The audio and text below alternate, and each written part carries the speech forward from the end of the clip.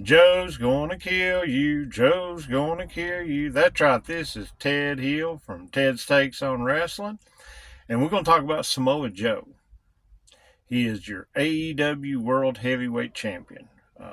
He's had a great career throughout Ring of Honor, TNA, brief stint in the WWE, and that didn't go quite as well. And I mean, just a few years ago, the rainy WrestleMania where he was doing commentary and he was in the poncho, and people thought that he was all washed up and his career was over.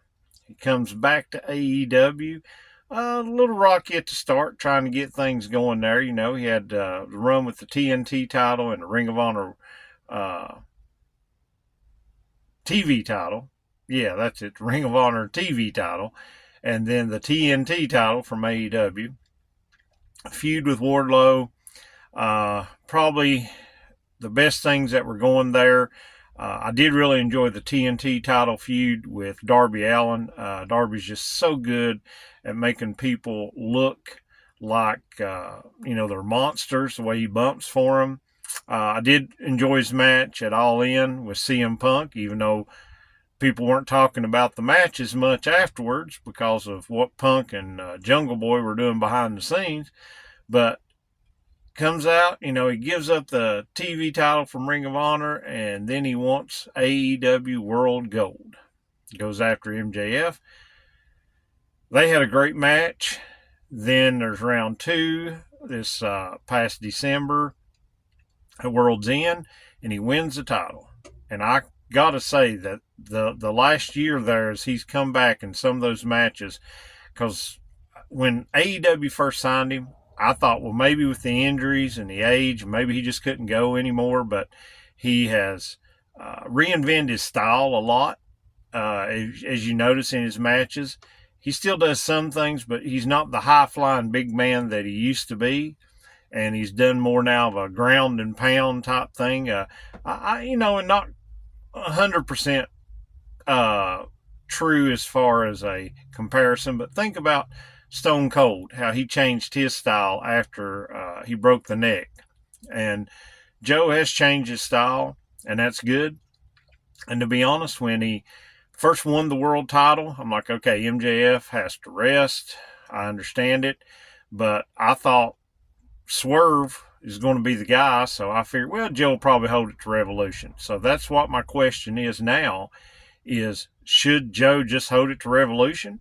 Or should he hold it longer? Because, man, just his presence, and he's only had the one title defense, but just the promo when he come out with the new belt and said, hey, this is the way we're going to do things. We are going to take your record, put it before the championship committee, and then we're going to decide if you're worthy of a shot, and if so, okay. And now we know Tony Khan is bringing the rankings back, so we'll have a definite order, hopefully, with who will be in contention. And then this Revolution match, is it going to be him against Swerve or him against Hangman?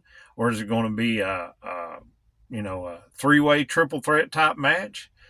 And the more just the more that match with Hook the other night, he did good on that. We had Hook, the underdog, just would not lay down. But with the promos and stuff, I'm starting to think I want to see Joe hold this title for a while. Maybe we can prolong the feud with Swerve and Hangman, or either one, or somebody new coming into Moxley. I fear Moxley will come in to play here before too long. So, maybe Bryan Danielson. I don't know.